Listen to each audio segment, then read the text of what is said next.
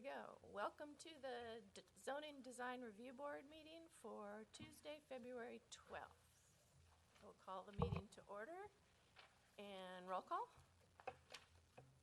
Member Zagorczyk. Here. Member Miller. Here. Member Pina. Here. Vice Chair Tigret. Here. Chair Cook. Here. All members present. Excellent, thank you. And if you can all rise for the Pledge of Allegiance.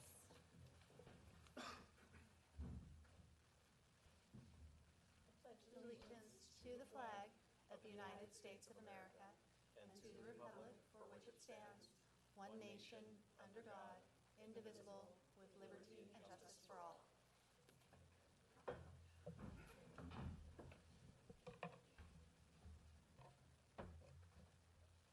Thank you. Did anybody need to make any revision to the agenda? And if not, would somebody make a motion to adopt the agenda as presented? So moved. And a second? Second. All in favor? Aye. Aye. Thank you. Now, approval of the minutes. Michael, those were both projects that didn't cover you, right? No, one of them had a project that partially covered you, but mostly. Okay. December 11th minutes. Did anybody have any revisions to those? If not, would somebody make a motion to accept? So moved. Okay. And then January 8th. Did anybody have any revisions to that? No. Somebody make a motion to adopt? So moved. Okay, all in favor of adopting both agendas minutes as presented? Aye. Anybody? Okay, excellent. We can move on to public comment for items not on the agenda, but I don't think we have any extras tonight. So we will close that and move on to the public hearing. First for 18-1986, 2040 Humboldt Street. All righty. Well, thank you, everybody, for attending the meeting this evening. Tonight before you is a design review application for exterior alterations, including a second story at 2040 Humboldt Street. The subject parcel is an approximate 6,180 square foot lot developed with 3 existing structures. As you can see on this site plan, the property is developed with a single-family home, detached garage, and an ADU at the rear of the property. Here is a photo of the existing 588 square foot 2-car garage, which was approved in 2017. Directly west of the garage is a 460 square foot ADU currently under construction. Here you can also see the small rear yard area. As mentioned in your staff report, the parcel conforms to all municipal code standards, and the existing floor area ratio of the parcel is 0.21%. Shown on the screen are a few additional images of the subject parcel and adjacent neighbors. On the upper left of the screen to the east, we see the subject parcel and a residence along Yount Street. On the lower right of your screen to the west, we see the subject property and 2 commercially zoned properties, the closest being Gates Estates. And then just shown here is an aerial image of the property, shown in the circle, and just an overall view of the neighborhood in general. And again, here are existing elevations of the property. The existing first floor of the home includes 2 bedrooms, a living room, a small dining and kitchen area, 1 bathroom, a mud and sunroom, and a small laundry room. Now, moving on to discuss the proposed project itself, the applicant is proposing to construct an approximate 601 square feet second-story addition in order to roughly double the size of the 1930s home. In order to comply with FAR requirements, the applicant will plan to remove 279 square feet from the existing mud and sunroom at the southern elevation of the property. The existing hip roof will be replaced in order to match the gable roof forms which exist on the garage and ADU. Other aspects of the project include new siding and paint to match the garage and ADU as well. New windows will also be installed. Here's a plan showing the proposed first floor. This first floor will be simplified to encompass a large living room and small dining room area, an office, a bathroom, and a renovated kitchen. A new stairwell at the southeastern elevation will lead to the proposed second-story addition. It will comprise the primary living quarters of the home and will incorporate a master bedroom and guest bedroom, each complete with individual closet and bathroom areas, a common laundry room, and a covered balcony directly off the master bedroom. The balcony will be set back 14 feet 8 inches from the front property line, and the second floor addition will be set back 25 feet 5 inches. Fenestration includes 2 windows at the east elevation, 2 windows at the west elevation, and 3 windows at the southern elevation.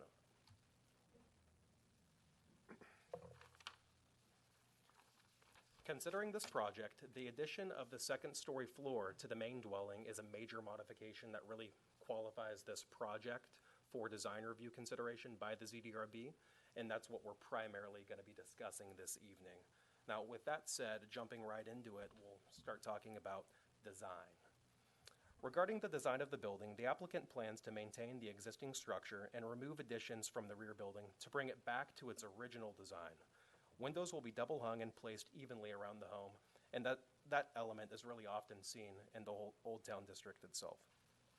The second story will dramatically change the appearance of the existing one-story home, but this is similar to the home seen at the northeast end of the block, where one-story home was raised and the first floor was constructed beneath, and this was done some years ago. The existing home is built with a hip roof. Now, this hip roof does not match the 2 existing structures on the property that feature gable roof lines. Because of this, the applicant proposes to replace the hip roof with a gable roof line, which is consistent with design guidelines within this district. Furthermore, a peer review was conducted by the applicant, and this review pretty much showed that the existing hip roof has no historical significance whatsoever and is not required to be retained just in regards to the historical integrity of the structure itself. The project complies with all height, FAR, and of course the 50% rule. Regarding height in the Old Town district, the height limitation, the max is 28 feet. This project sits at 26 feet 7 inches. Regarding the 50% rule, if this were to be approved this evening, it would be the third 2-story out of 8 total lots, and we're not counting the commercial lots at the end of Humboldt Street. In regards to FAR, the current FAR of the parcel is at 0.21%. This project will pretty much put the parcel at its max right at the limitation at 0.25%. And I'll throw this up here. Here's our rendering of the proposed project. To kind of discuss any privacy concerns that may take place. All proposed windows meet setback requirements. Staff is not concerned with privacy at the western elevation or southern elevation due to the fact that both of these properties are zoned residential scaled commercial and are each currently existing parking lots. The new proposed glazed glass door on the second story at the north elevation of the home is currently will be set back 25 feet 5 inches. Now, according to the code, that requirement is only 20 feet, so 25.5 is well within that requirement. Of the 4 elevations, only the eastern elevation directly overlooks a residential property. A detached single-car garage and significant vegetation at the adjacent property, which is 6547 Yount Street, serve as a visual buffer between the proposed second-story addition and the adjacent property at Yount, and therefore we aren't really expecting any privacy impacts. Now getting into setbacks within the design review interpretation. In general, aspects of the property comply with all setback requirements. That said, we did have a question for the ZDRB this evening in regards to the second story floor balcony. In summary, because the balcony is on a second story or 12 feet to plate height, tonight we are asking the ZDRB if they feel the balcony should be pulled back 5 feet 4 inches for a step-backed second story at 20 feet. A part of this process as well, while the project is not listed in the town's historic resource index, it is a structure over 50 years old, and we asked the applicant to, well, basically for this reason, staff asked the applicant to present a historical review of the property by a qualified third-party historic consultant. That review was prepared by Kara Brunzell with Brunzell Historical. Her report concludes the property lacks the significance required for listing on the National Register of Historic Places or the California Register of Historic Resources, and is therefore not a historic resource under CEQA. With that said, the Planning Department also obtained a third-party historic peer review letter or a historical survey, prepared by Evans and DeShazo. That report concludes that the California 1930s home does not appear to qualify as a historical resource under CEQA.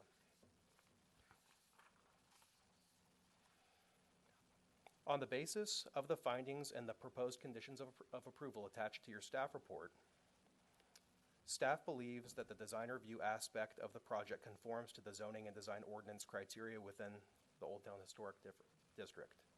And with that, I'd open your discussion, and I would like to highlight that the applicant and architect are here as well. Okay. We will start with questions of staff. Does anybody have questions of staff? Michael? Thanks. Just one starting question, and it relates to the main topic, Curtis, that you brought up, which was the setback. Mm-hmm. So the additional 5 foot 4 inches that you were asking us about, what would that actually, how would that manifest itself visually? Are you saying that the upper portion of the house would move back? Correct. So it would be offset? The top of the lower balcony would then be 5 feet, I guess, 4 inches ahead of where the start of the upper covered deck would be. Is that right? Yes. It basically aligns with that first ground floor elevation because it's set back at 20 feet, so it'd be pulling it back so it's right atop that. Got it.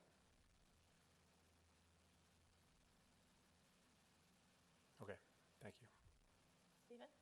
Questions of staff? My question is, how does staff characterize historical significance of the hip roof? You said that it has no historical relevance except that it's been there for 100 years. So I don't understand how those two pan out. So under CEQA, historical resources have to be evaluated for their impact on the environment. And a historic resource would be required to have design modifications pursuant to the Secretary of Interior standards to ensure there's no impact. Because this is a building that's older than 50 years old, closer to 100, we had it reviewed. That review indicated that it does not have the qualities that would qualify it as a historic resource, and that's the first question. So you have to have historic elements and historic significance before you determine how are modifications to that building considered. Because it's not historic, that means that the addition doesn't have to meet the Secretary of Interior standards, which are very specific to make sure that the ground floor is maintained, or if that hip roof were determined to be historic and very character defining, it would come into the evaluation. So my question is then, because it is in the Old Town Historic District, why are we talking about national Secretary of Interior qualifications? We were looking at it in terms of whether it's a designated historic structure under CEQA. The zoning district is designated Old Town Historic, but it doesn't confer any special historic rights to buildings or special duties. Those are outlined and described further in the design ordinance, which has a specific section for Old Town, and it does call out characters of that district that contribute to its character and that are encouraged to be maintained and replicated. That's what I was referencing in doing my research to talk about this evening. So, and I didn't do any research on the Secretary of the Interior. So Okay. So referring back to the design standards for Old Town Historic District, they reference the predominance of gable roof lines, and we know that there are two gable roof lines on this property, so that was part of the discussion. But those are both new buildings. Right.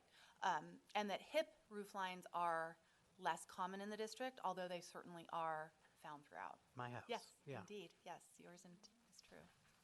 And the current house. And the And the current current house. house. So they are found, yes. Right. Yes.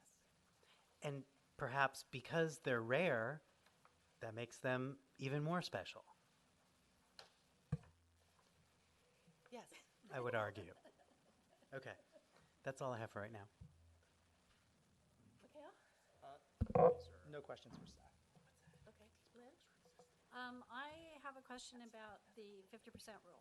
Yes. So when you're designating that this falls within the 50% rule, are you just assuming that the two vacant parcels, that the rezoning of those two vacant parcels is going to occur to become commercial?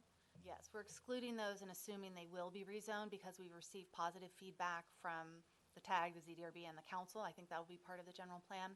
When we exclude those two parcels, we have 6 parcels, and it would be 3 one-story and 3 two-story. So this would be the last 2-story on the block.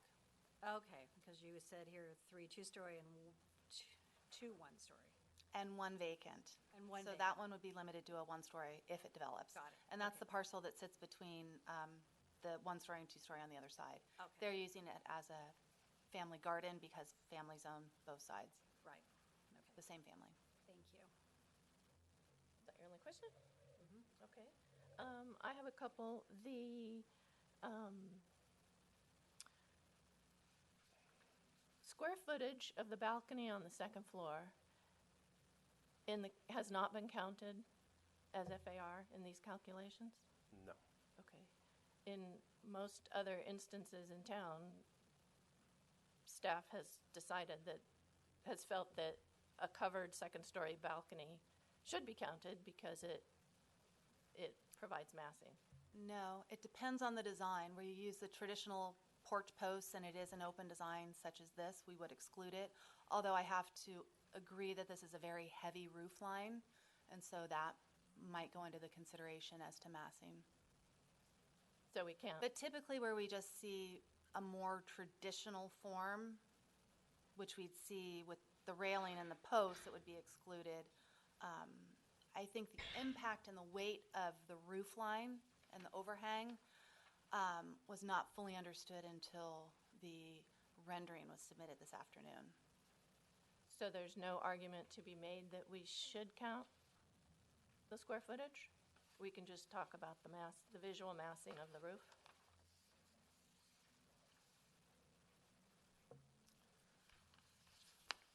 I mean, the only difference It has qualities of balconies that have been excluded, but it's somewhat of a hybrid based on that roof line, so I think it could go either way. I mean, if the railing was solid, that would be a definite? Yeah, Okay. yeah, I think so. That's the only difference? Or very heavy Okay. posts like the project on Talent Lane that we looked Okay. at, where it really felt like a room. This doesn't quite feel like a room, but it does have a heavy roof. Okay.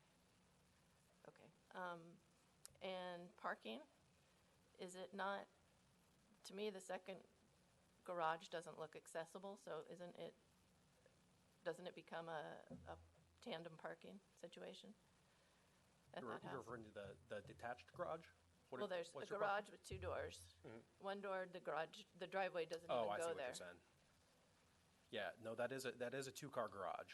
But the driveway doesn't even go up to the garage door. Yeah, it's in a state of construction. Okay, and it is Both of accessible? those Okay.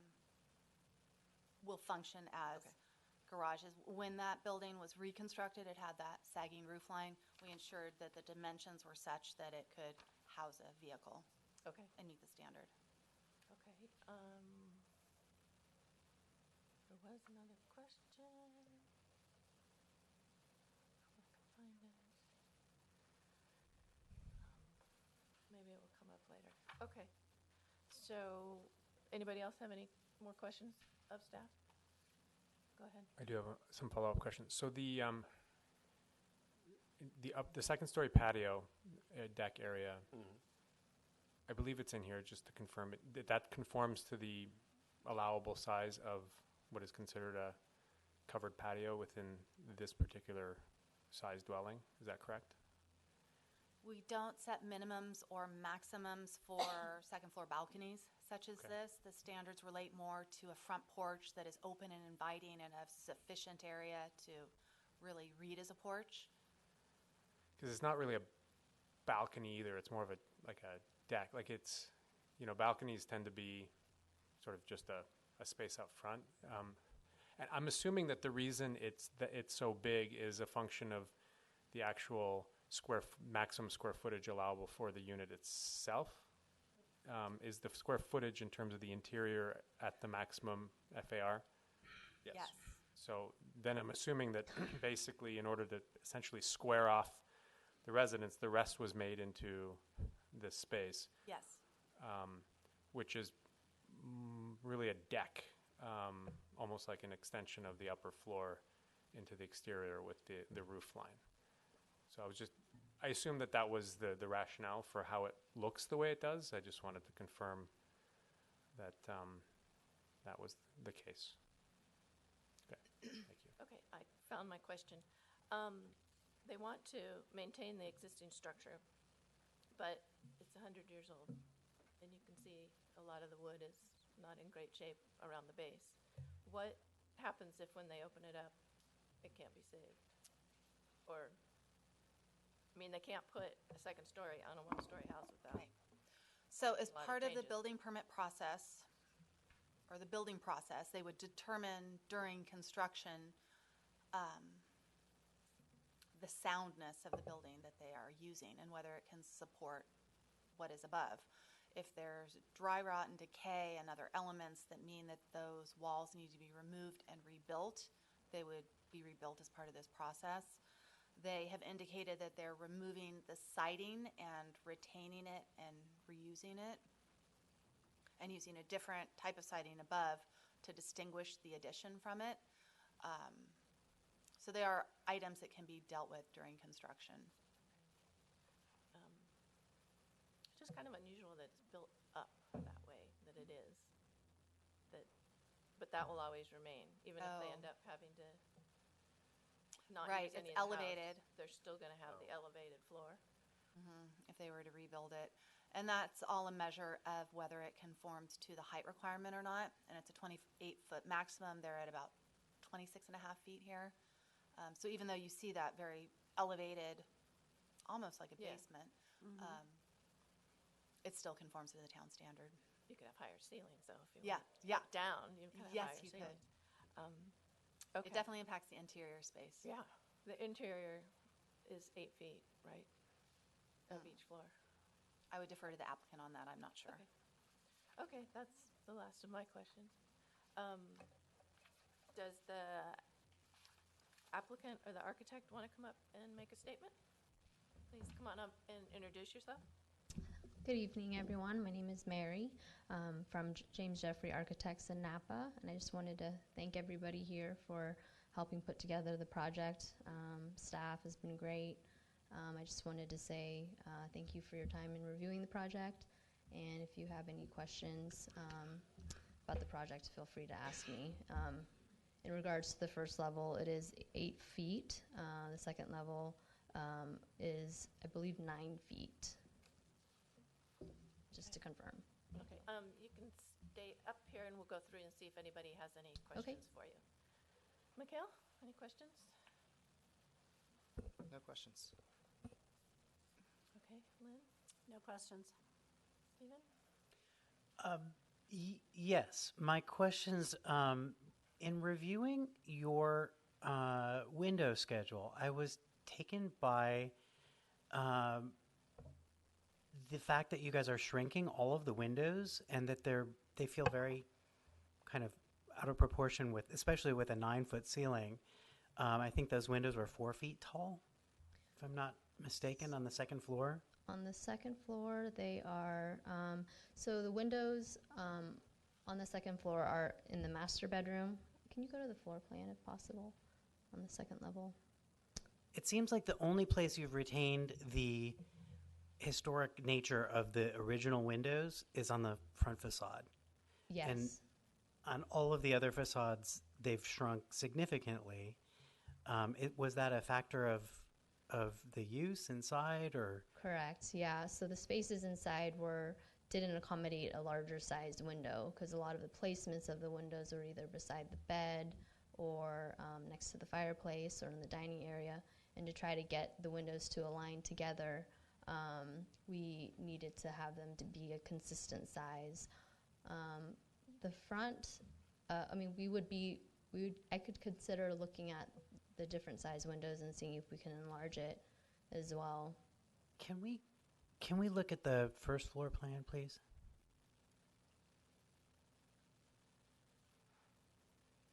You just So in the original house, that's the existing. What about the proposed?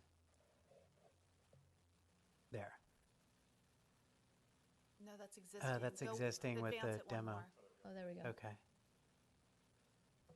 So all of in that larger room toward the west, all of the windows that face one side are going to be kind of smaller windows, and then the one existing window that's at the front is a different scale. I mean, I can see in the kitchen, obviously over a kitchen sink or something like that, where you would shrink the window to accommodate the height that it needs to be at because of the counter.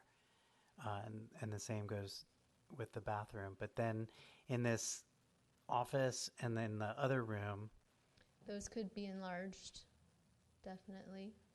We could look at the scale of those to have it more consistent with the front it windows. seems like it would help the proportionality of the building. Yeah, because it's very, very vertical, definitely. So we could take a look at that. One thing that I noticed with the original house was I measured all the windows, and they were all different sizes. Even the two front windows on the existing house, one is smaller than the other. I believe there was only 3 sets of windows that were of the same size.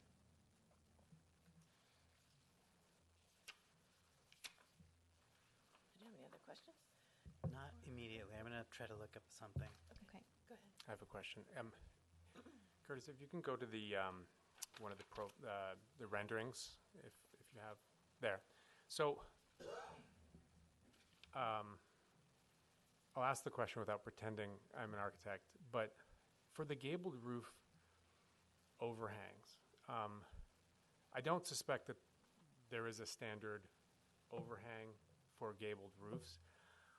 I do observe that typically the older, more historic styles the overhang tends to be more flush with the surface. And when I see the visual impact of the roof, the heaviness of it is more pronounced because it has such a pronounced overhang. I was just curious if you had, what was the decision process in having it jut out to that extent for that? So the style. first level, maybe we can look at a photograph of the original house. Okay, so we wanted to keep the stairs, the porch there to be in the same spot. So we didn't want to have to adjust that. So the second story deck is directly above that. In order to move that back, it would create sort of a stepping, effect, so to say. So take that into consideration. If we did step that back 5 feet, if you're standing at the edge of that rail on that deck, you would be looking down on the top of that roof. I think I'll ask my question. It wasn't actually the positioning of the deck itself. It was the physical overhang of the roof. Oh, okay. So if you go back to the rendering, Yeah. the sort of the brow of the roof is quite Yes, I noticed pronounced. that as well. And Yes. so I'm wondering, to me, it's somewhat aesthetic, but also if the goal is to match the gabling effect of other ones, I haven't done a survey of the area, but I suspect it doesn't. It should be conform. shorter. That's a error in the rendering. So it should be about 18 inches. That's about 2 feet. Okay. So, Again, I think that would help with the appearance and the heaviness definitely. of the roof itself. So that would be a later recommendation to have it at least mapped to what stylistically is in that particular neighborhood. I agree. Stephen, we'll go back to you before. No, I'm having a real issue with where we're looking for historical precedent and whether or not a building subscribes to certain historic requirements. This feels so far removed from a building that is 100 years old in this neighborhood, and I'm wondering. It doesn't look like any of the other buildings in this neighborhood. These questions of, we can blend this into our discussion. Yeah, I guess or I'm just if you have speaking. questions of her. In terms of the question, I guess my question is, how is this design addressing the historic nature of the site? So we did a historic evaluation to determine what route we needed to move forward in. But that historic evaluation, if I can, I'm sorry to interrupt, but was really, what is the significance of the existing structure? Correct. Does it address what the significance of the structure that you're proposing? So based off of their analysis of the existing structure, they determined that there was no historical significance to retain any of those elements in that. Giving free range. Correct. So based off of those recommendations, we moved towards a more consistent design with the existing buildings on the property. So that all of the 3 different structures were more similar than 2 of them being similar, and one would be a completely different design. And I would interject that the new building needs to be designed so that it's consistent with those Old Town Historic Design Guidelines, which are specific to that district and which call out historic elements. And that's true whether or not the building, as it exists, is historic in terms of CEQA protection or not. Okay, and that's, I think my point is that they've designed this new structure in order to comply with existing building requirements in the Old Town District without having any resemblance to anything contextually available. There's nothing else that looks like that, but somehow replacing what, to my mind, looks like it fits in Old Town Yountville is replacing it with something that looks like it's completely foreign. If I may add, several of the houses on the block have been remodeled and have been updated to a more contemporary style on that block. Any more questions of her? 'Cause we can blend this into a discussion. Yeah. And I'll join in. Okay. But if you have some more questions. No, You have another question? One more question. Okay. I think it speaks to the different sizing of the decks. So there's, even though visually there's a facade, there's still the offset because it's, the decks are so transparent.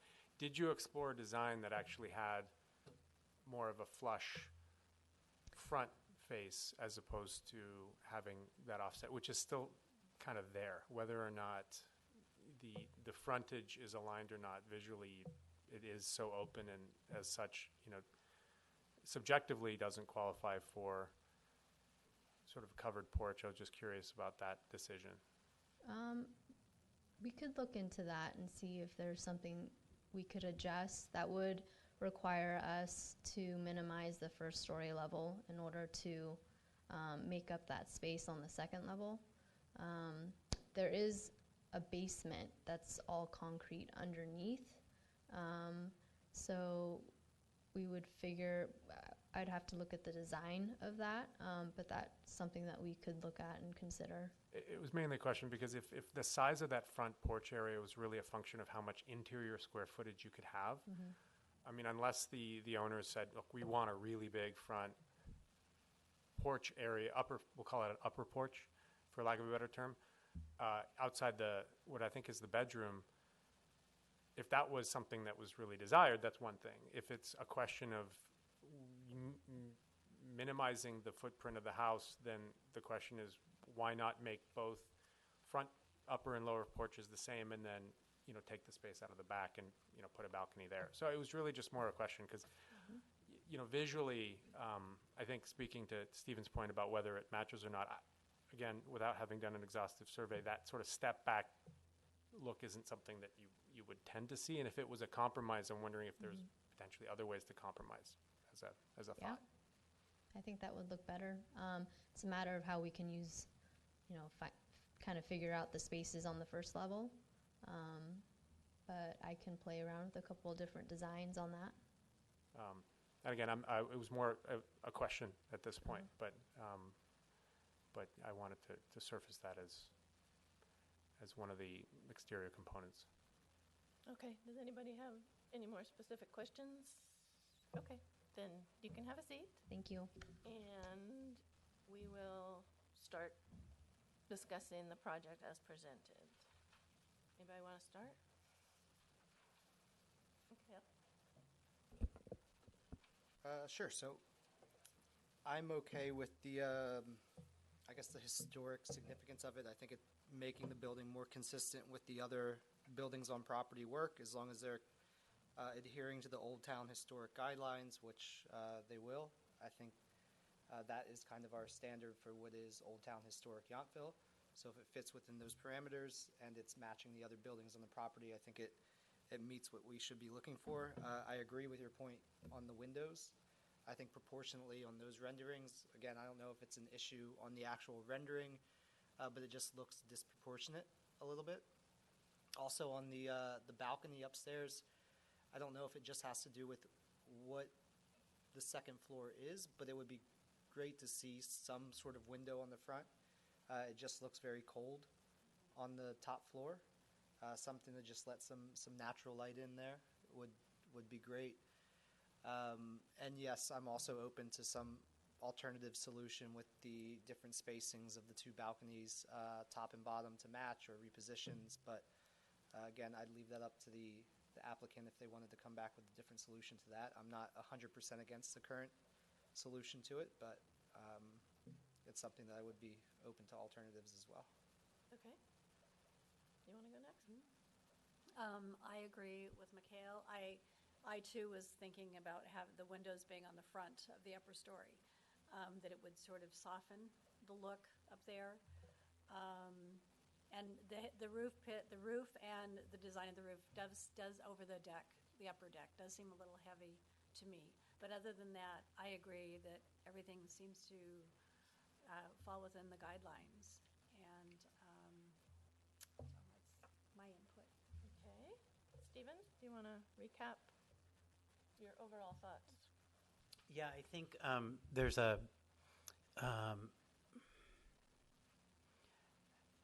there's an issue with some of the proportions. I think that the roof and the overhang and that large deck on the second floor without windows is at the root of that.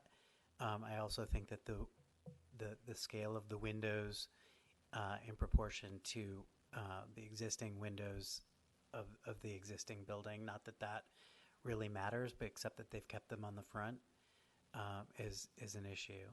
I'm also just questioning, I've not seen anywhere else in Yountville other than the corner of Yount Cross and Yount Street, where we have a double-story deck, and that seems like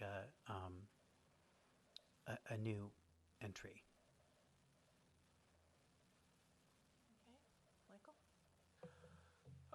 So, let's see my comments. I mean, obviously we jump into the whatever anomalies we've seen, but I mean, first off, it's great to see houses in the historic area get revitalized and invested in. I mean, if design aside, to be able to rebuild this property and refresh the state of it, I think is great. And I even think the coloring and the feel of it, I think there are a lot of aesthetic improvements. So always appreciative of it. And I say that because sometimes we dive into the details of it. So it feels like a step forward in many aesthetic ways. I'll just reiterate, my comment that the roof overhang, again, this rendering being what it is, if it could match aesthetically with some of the others, I think it would actually make the house feel less top-heavy in that regard. I'm not as hung up on frankly, on the side windows, although in this particular visual, they do. I don't disagree with my fellow members, but it's the side of the house, and 3 years from now there could be trees, covering all of it. So it's to me more of I wouldn't say it's absolute mandate, but I think aesthetically, if the porch is lined up, I think that would just look better, and actually I think increase the aesthetic value of the house. So I wouldn't, because it meets the requirements. I don't want to go so far as to make a statement on it, but I would strongly encourage that as a modification, provided the owners were open to it. Okay. My thoughts, a lot of them window related too. It was a cute little house with big windows, and now it's a big square box with little windows. And to me, that doesn't go in a direction that I would want to see it go. I feel the roof over the front porch is just way too much massing. I would make the argument that you should count that square footage then, because the whole point of not counting things, of forcing the square foot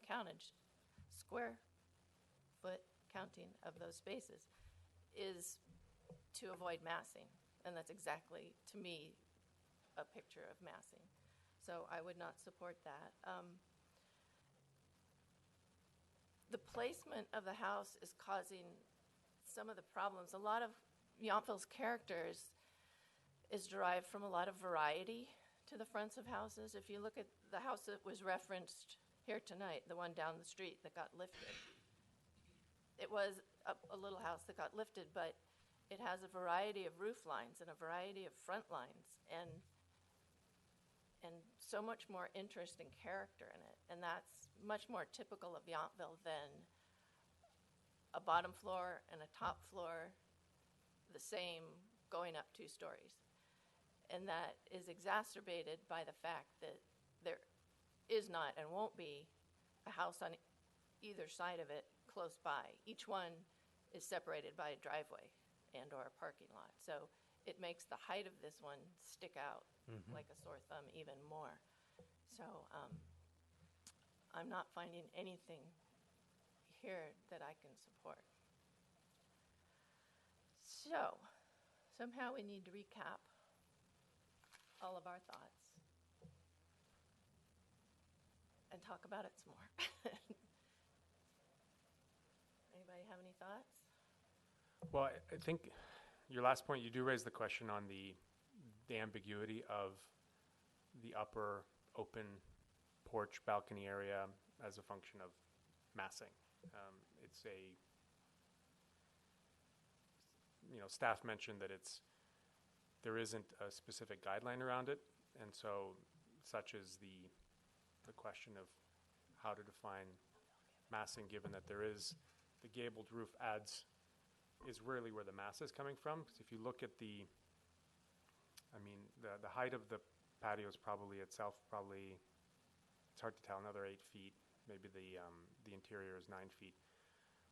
But then at least probably another 4 or 5 of roof there, plus the overhang. I think that's visually where you're probably getting that that effect.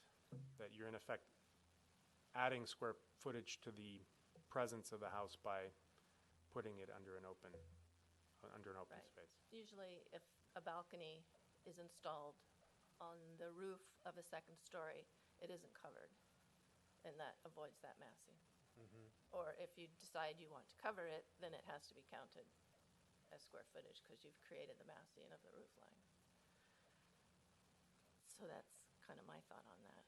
I would say in response to the way that Sandra Liston put it is that because it's so open, it doesn't necessarily count. But I think because it's so massive and so open, it feels like the design is subtractive and that there are large voids taken away from the massing that make it look somehow lacking a historic kind of reference in building types. I think a recommendation going forward about the design to me would be to look more closely around the neighborhoods at the fronts of houses, that they're not just total flat fronts.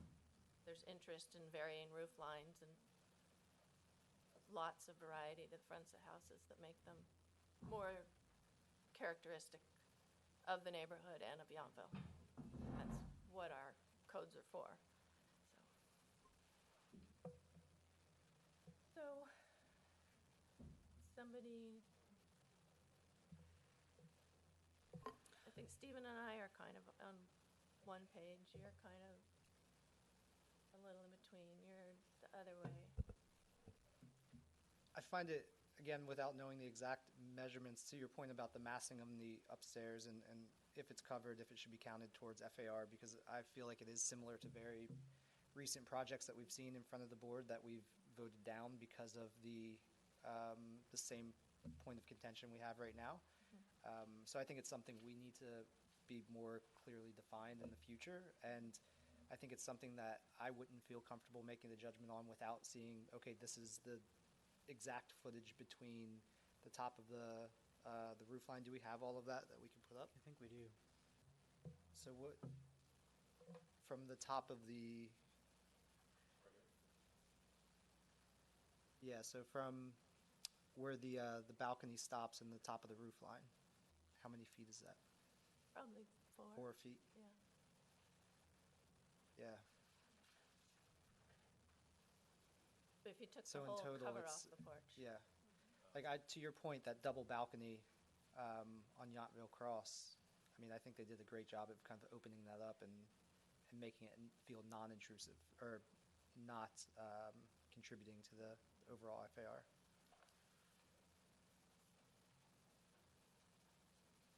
So let me remind you of what your options are tonight. Yes. You can approve the project as presented.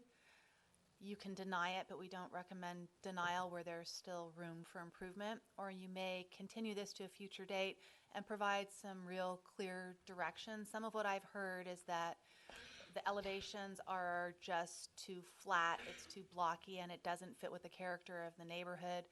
That roof line for that second floor balcony is just too heavy. You'd like to see some perhaps design changes that make it fit the neighborhood better and address the flat verticality without articulation. But it has to be in your words. Somebody want to Well, take a stab at because that? if you go that direction, I was giving examples of what Yeah. I've heard. They'll want really clear feedback on how can we massage this design and come back with something that you can approve if you're not prepared to approve it tonight. I'm Is not- anybody prepared to approve it tonight? Okay, no. So we'll offer a continuance for them to make design changes. Does somebody want to spell out? I'm happy to take a stab at that. Sure, go for it. So I would move that we continue the approval of this project to another meeting and hope that the applicant and their design professionals will address some of our concerns about the massing and the verticality of the unarticulated facade that is, I think, lacking a cohesiveness with the rest of the neighborhood. I think that there should also be a little bit more attention paid to the proportions of the windows and looking at the historic nature of the building that's there and creating something that is more cohesive with that. And with the front and rear elevations that have larger windows. Period? Period. Okay. Does somebody want to second that? I'll second it. All those in favor? Aye? Fine. Hi. Unanimous. Okay. I hope that helps. Thank you.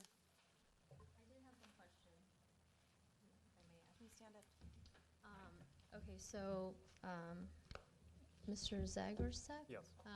You had mentioned that you wanted to see more aligned first and second level, but wouldn't that be contradictive of having more of a flat facade as what you had recommended just now?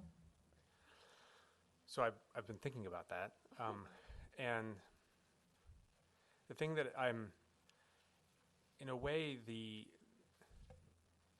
I don't know if this is going to make sense, but the setback on the upper floor with the proportion of roof covering the patio versus the house actually, to me, makes the massing issue more apparent. Okay. In a way, because it just feels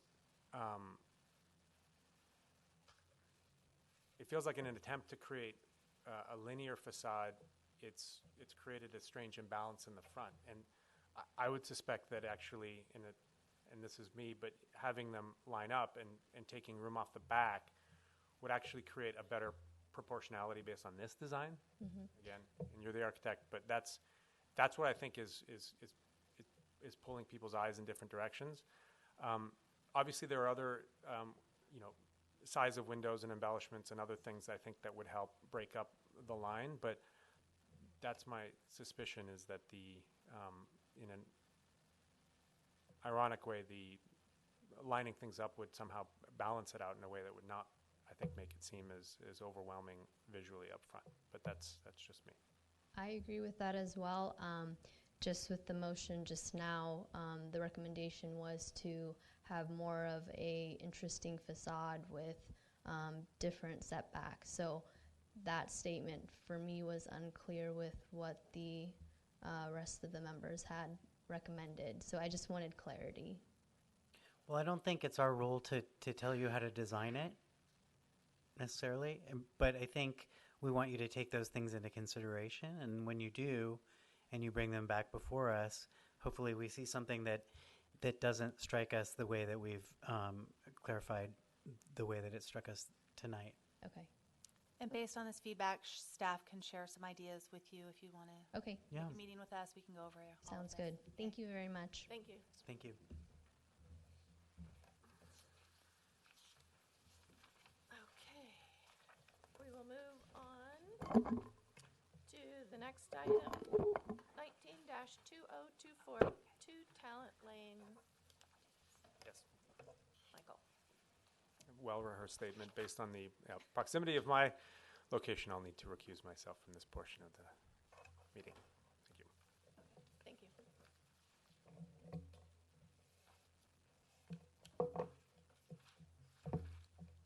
Okay. Oh, we're waiting.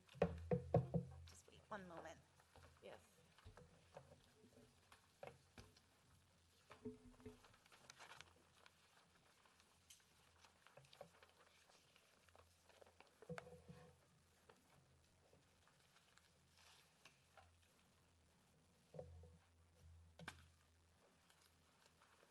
Sorry, I should have had my stuff more ready. Yes. I hear somebody humming the Jeopardy tune back there.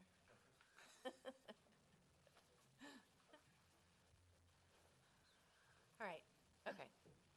Good evening. So this is a project that has been before you before, both in December and January. And based on some concerns that the applicant heard as to massing and what is counted as FAR and fitting into the context of the neighborhood, the applicant is bringing this proposal to you based on that feedback.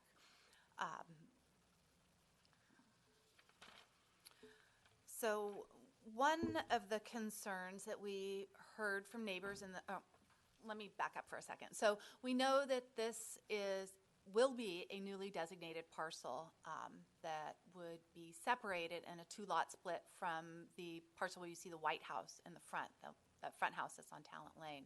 And that front house has received your design review approval. It's the back house that is now before you for a third time. And what you see is a two-story, approximately 1,390 square foot single-family residence and a 240 square foot carport. And both of those structures are seen here in this rendering. And the changes that the applicant has made to bring this project into conformance with the town ordinances is one, that the parcel size was reduced, and that was a factor of needing to get greater square footage on the front parcel. And by shrinking the size of the parcel, the rear parcel, this one here, changes were necessary to the building to reduce its massing. One of the most significant changes was similar to a discussion you had tonight, where there is perceived floor area massing associated with a ground floor space that is covered by a heavy structure. In this case, it's more than a roof line, it's the second floor. So the applicant responded by utilizing the space underneath that second floor as habitable space. And you see it here, it's the new living room that's been relocated, and it's enclosed by glass. So that went a long way to satisfy staff's concerns as to massing. And what you see when we count these, the habitable space and the carport, is that this project is within the 30% FAR that's permitted for this neighborhood. Some of the other changes that you see from the earlier designs are that patio you see at ground level to the left of this rendering is now an outdoor patio, where before it was the living room. So as an outdoor patio, it's not counted toward FAR. Above it, you see a second floor balcony. And the applicant has taken measures to reduce its massing by pulling back somewhat of a heavy slab covering that could have been argued that that counted as FAR. So those two measures are intended to create open space that does not qualify or function as habitable space or even to be counted as perceived floor area ratio. They have gone back to the the vertical Shoshugiban siding that they had changed in the last design that came before you in January. And they've modified the roof line so that it's more of an off-center gable, if that's what we can call it. It's slightly askew, so you do see some of that more traditional form with a more modern take on it. So this is the design before you. We feel that it meets the standards of the design ordinance, and we've included a design standards spreadsheet at the end of your packet that identifies those issues. I'll walk you through each of the renderings and the elevations so you can get a view from the other sides, and then I'll turn it over to you, for discussion. So this is a northward looking view and of the rear parcel as you come in on the driveway. What you see to the right, a white structure, is the neighbor, and I'll introduce a letter that he has submitted in a moment. These are the floor plans. This is a site plan of the two proposed parcels, and the lot split will go before the council at a future meeting, but it shows the approved design on the front parcel and the proposed design now on the rear. And you can see it's more of a traditional two-story stacked structure, maybe more farm-like. Oh, I keep going the wrong way, sorry. This is a floor plan that shows the house in relation to the carport, and this is a floor plan of the second floor plan, and you can see at the on the top portion that second floor terrace or patio. Here you see the elevations in relation to the building at the front of the parcel, which you see on the left on the upper illustration and on the right on the lower. That's the front building, and then the other two are the subject parcel. These are the narrow end, and this is the last side. So I will now turn it over to you for questions, and the applicant is here to present the project as well. Okay. Anybody? I am Yeah. sorry. I Oh, the letter. forgot that we have received this letter from a neighbor, Marcel Haddad, at 6 Talent Lane. It's the White House that you see here. And I spoke with him this afternoon. He's asked that this letter be read into the record, but since it's long, I would ask if you need me to read it or if you've read it and know the contents. I will point out that some of his concerns are that second floor balcony that is on this side of the building because it faces his property and he's concerned about privacy impacts and gathering on that. He's asking that it be eliminated or reduced in size or some other measure to limit his privacy because we're speaking of a 5-foot setback on this parcel and also a small setback on the other parcel. I think basically A, B, and D all kind of talk to Yes. that balcony, and I think that will come up in our discussion anyway. And C, It's about the second unfortunately, story. is the nature Yeah. of the neighborhood and the fact that those lots probably all will split someday, unfortunately. So, yeah, I think we can just go with. Okay, so that is the letter It from will the be neighbor. part of our discussion. Okay. Does anybody have any questions for Sandra? Yeah? No questions. No questions. I don't have any questions. Okay, me neither. All right. We can move on to the applicant. Have anything to say? Good evening, Jared Denton, Signum Architecture. Pleasure to be back with you. Hello. Happy New Year. So, I think just some of the thoughts that I think it's been well stated, the changes that have been made. When I first came to this parcel, I know that, again, flag lots are always challenges, and I still think that some of the original design principles I'm still hopefully achieving here, which is when you arrive at the entrance of this home, I'm still able to get a much larger expanse of the property than if I were to put a solid 2-story structure there. So I'm speaking to basically that glass enclosed living room. Keep in mind that the second rendering will have a fence in front of the vineyard there, so there will be a 6-foot fence, so you won't be able to see into this parcel directly, at least. You'll probably be able to see the upper 2 feet of the glass sliding door. As far as detailing, the doors are meant to be structural glazing, so the frames are very minimal, at least on the downstairs. As I had stated previously, the upstairs or the remaining windows that are not sliding glass doors are still meant to be steel, which is compatible with the front house. Again, the ridge lines are the same between the two structures, the front house and the rear. We do have a small different interpretation on the roof. It's a corrugated roof as opposed to a standing seam metal roof. And I think the relocated living room and the freed up porch downstairs outside of the dining room did include a solid column over there to help. I could easily see someone swagging, some drapery or something back to help give some privacy and stuff to the adjacent neighbor there. But the direct, all the sight lines and everything are viewing that long depth or the rear setback, and there's a solid wall at the lower level and upper level on that. That would be the east side.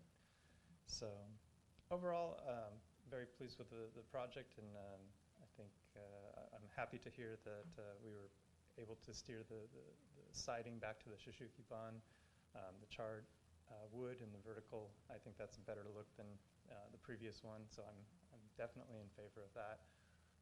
And I think overall, with the reduction of this property, we were scaling it back, have more separation between the front and rear parcels, and the porch also has reduced in size. We're just trimmed up and stuff over the reiterations that you've seen. So happy to field any questions, and thank you so much. Okay, anybody with questions? I don't have any questions.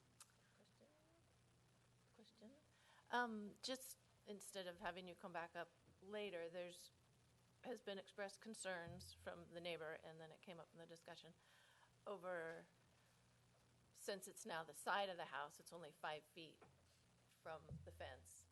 And then going up to the second floor balcony off the master bedroom, they can look right down in the neighbor's Actually, I think backyard. there's a slight offset to these structures, and I would also say that the adjacent neighbor, that's a side setback for that neighbor as well. And that was actually the original intention when meeting with staff. When you look at this flag lot, normally you would have the front setback facing the recently approved house, and this has been turned 90 degrees in order to respect the neighbor. So therefore, I'm not looking, the rear half of the house isn't looking at their side yard.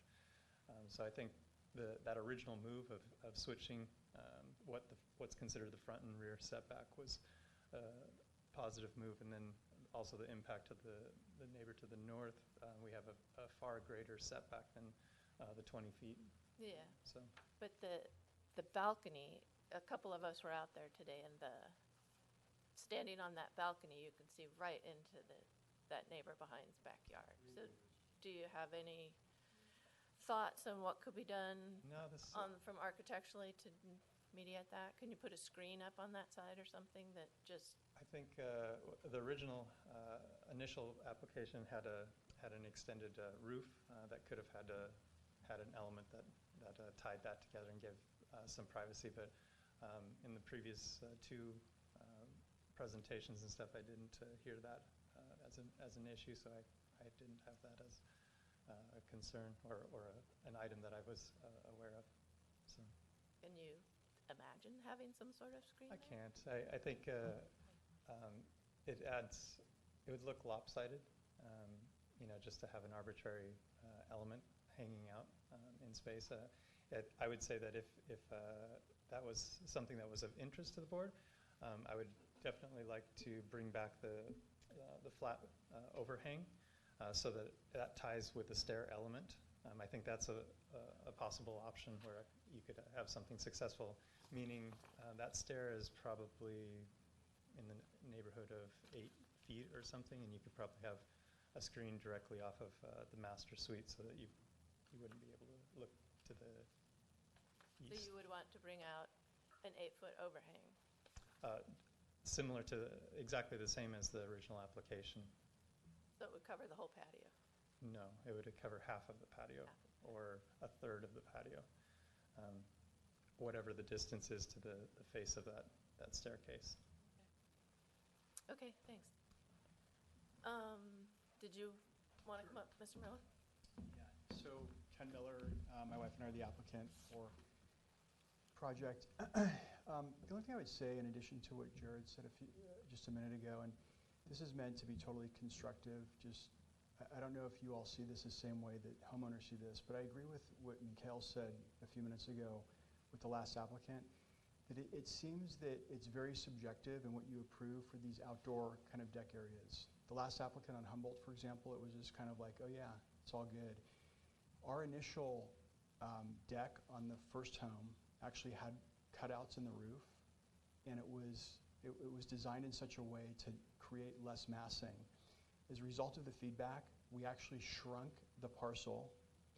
The FAR was impacted by that deck, and there was no conversation about creative alternatives like tonight. So as a result of that, it cost us significant time and money without any feedback. So again, this is just constructive feedback.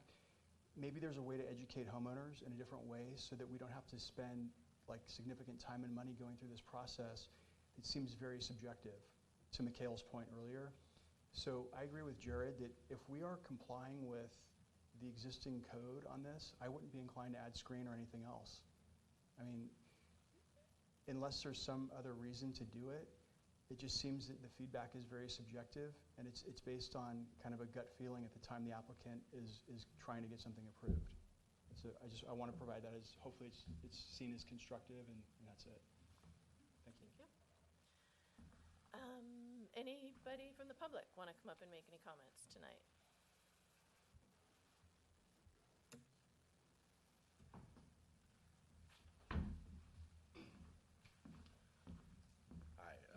My name's Pat Appleby. I live right in front on 1941.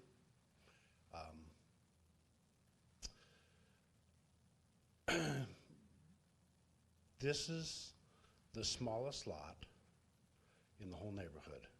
And I would really take objection to what you said, that it was all going to get split up at some point in time. He's not going to split his. I'm not going to split mine. Marcel's not going to split his. Jeff's not going to split his. Gary's not going to split his. Debbie's not going to split hers. I mean, it just, the neighborhood, the Hills aren't going to split theirs. It's not going to happen. It's the smallest lot. You're building two two-story houses. And this, I really don't have any problem with somebody. He can do what he wants, but that house doesn't fit our neighborhood.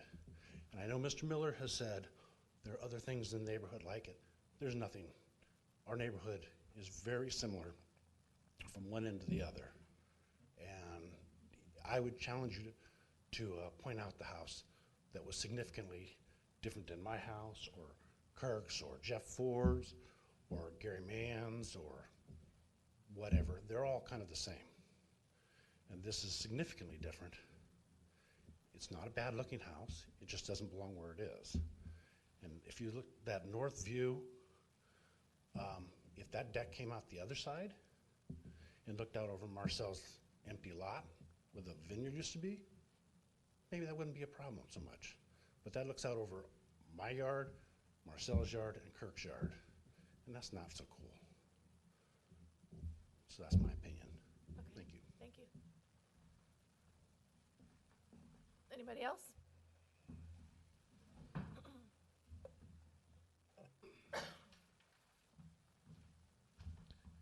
So I'm Kirk Bennett, 1951 Yount Cross, just right in front of the Millers.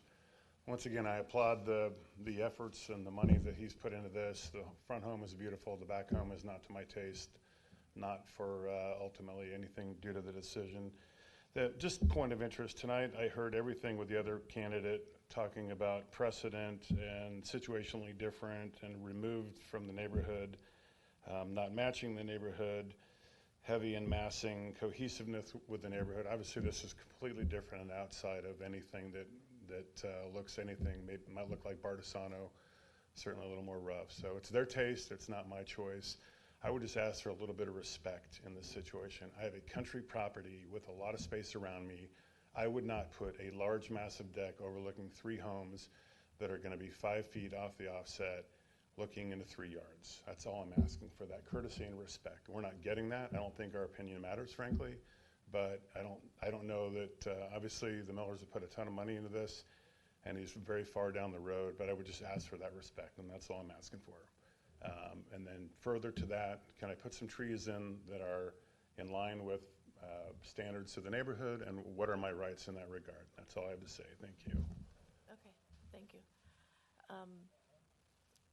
Unfortunately, we brought it out to your attention before that we don't have any say over the lot split, that it is allowed by the code and it meets all the requirements that have been in place for years, so we can't do anything about that. That's what led to my comment that if a property changes hands based on the minimum lot size, a lot of those lots can be divided. So it may or may not happen. Where are we? End of public comment? Anybody want to come back up for anything? Okay, thank you. Then I will close the public comment and we will move on to discussing. Stephen? I think it's a real challenge that that we are faced with on this committee, because we have to interpret the laws that are in place, and the laws that are in place are there because of public feedback to things like the general plan. And I think that given that this project satisfies all of the codes and restrictions that are brought to our attention, it doesn't really feel like it's that arbitrary, frankly. It's really about does it meet the requirements, and balancing the objections of people who may or may not like it versus can it be built? Is it allowed to be built? And I think that that's the challenge that we are faced with. And I think that looking at this third proposal, I would say that a lot of the things that have come up in past discussions about this property have been addressed, and I think they've been done with great skill. I think that the things that have been brought up mostly are they come from a place of opinion, and in balancing those opinions with what's allowed, I think that Jared has done and his client have done a really good job at addressing the concerns that have been brought up. So I commend them. I think that this is looking a lot better and has addressed a lot of the concerns. Okay. Lynn? I agree with some of what Stephen said. However, I am hearing the concerns of the neighbors, and I would like to see if there was any way that there could be a compromise with that, particularly with the upstairs terrace, because the concern is it does look right over the yards, and if it could be reduced in size, or maybe somebody recommended maybe relocating it to the other side. I don't know how that would be structurally. That would be a Jared thing to address. But if that were to be a possibility, because we all have to live with our neighbors, and I would like to see that there might be a way to, and as much as I fully appreciate all the work that Jared and Mr. Miller have done to bring this back based on our suggestions, that would probably be the final thing that I would talk about, would be, is there some way we can at least respect the privacy of the neighbors? And the design as presented? The design is presented, I think this is something it's small enough. There's going to be trees around. I can live with the design. Okay. Mikhail? I agree. The applicant's been receptive to all the feedback we've given both times. To Stephen's point, I completely understand where the neighbors are coming from, and I sympathize with that, but at the same time, it questions what we as a town put for our minimum setback requirements. Are we here to enforce what the actual regulations of these setbacks are, which the applicant has said, okay, we will meet these, or are we here to say, okay, you've met these, but now why don't you give us a few more feet because we're getting complaints from the neighbors? So I think this needs to, if this is an ongoing concern where a balcony overlooks a neighbor's parcel, well, then it needs to be clearly defined. Well, if a balcony is within X feet or whatever this may be, it needs to be further back. But we can't, again, be subjective in matters like this. If they are meeting the requirements that have been outlined, then why should we make special exception to that? I mean, that's the one, again, I really do sympathize with the neighbors, and I mean, personally, I wouldn't want that either, but how can we go against what has been clearly defined as a minimum setback? So that's my one point right now that I'm having trouble kind of fighting with. I agree. And any of the house designs always had a second floor balcony, and I think the last one, I don't remember where it was, if it was at that end or not, but I don't think that we can start throwing in objections to things that we missed the first time around now. So that I agree that if it does meet all those requirements, then I know I have the situation where one of my windows is exactly the same distance as this is from looking in a neighbor's backyard. And she has a big tree there, and that's the only thing keeps me seeing in. You're going to. Yeah, okay. So I agree with you on that part of it, that I think it's too late. But were you finished? Yeah. I'm sorry, I'm just talking. I just still have to, we have our design standards for a reason and the character of the neighborhood, And as much as I love the house, I still, each time it's been here, will repeat that it doesn't fit the neighborhood. So that's just my thoughts. So it looks like we have a majority of people that are okay with it. So if somebody wants to make a motion, we'll see what happens.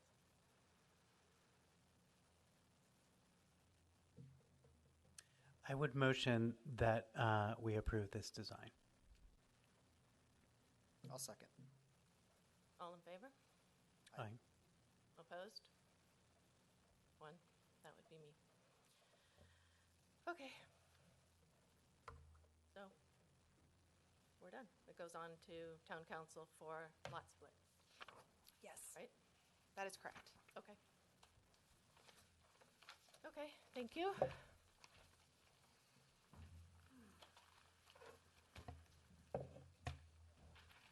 We can move on to staff and board reports. Well, I think we would like to discuss which materials you would like us to provide before meetings and at the dais. And we send out electronic versions and ask whether any of you would like hard copies. If you do, we provide those. But we've also been providing agendas, minutes, and staff reports without the drawings at the dais. And if we can avoid the reproduction of all these materials, if you don't want them, that would be helpful, and we just want to know what you want. We can provide it either way. So I'd be interested in knowing whose preference is for a hard copy before the meeting. Okay. I would just qualify that. I'm usually the person that would be comfortable with the electronic version, but I'm finding that it's really cumbersome when we get sent the agenda and then you have to download that, and typically when I'm looking at it, it's midday and the connection is slower because everyone's on email, and then having to follow a hyperlink to another section of drawings that have to be downloaded.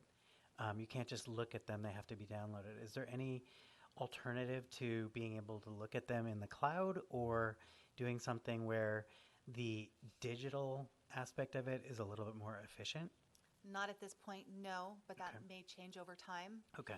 We used to have a process where on the Thursday we would deliver hard copy packets to each of your doors. I think we will go back and do that again. And then you have what you need, and we won't include anything at the dais except Don't need for anything here. Does anybody late else? released information like the Haddad letter Yeah. or something. So, okay, Great. I think That's that's a lot better. easier. Yeah.